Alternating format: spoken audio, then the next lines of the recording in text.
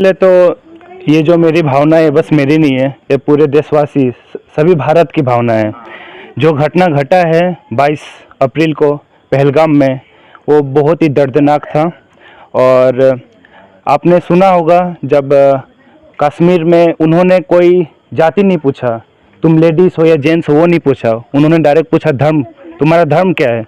उन्होंने धर्म पूछा, धर्म पूछ के उन्होंने गोली मारा। आप सोच सकते हैं कि उन्होंने किस तरह से ब्रेन वॉश किया है।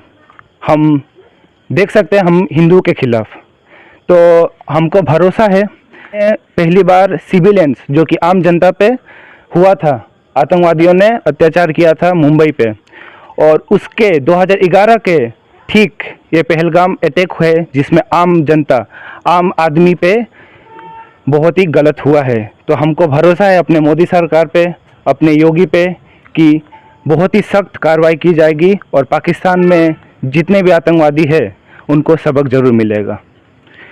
একটা হলো শ্রদ্ধাঞ্জলি একটা প্রোগ্রাম করা হলো।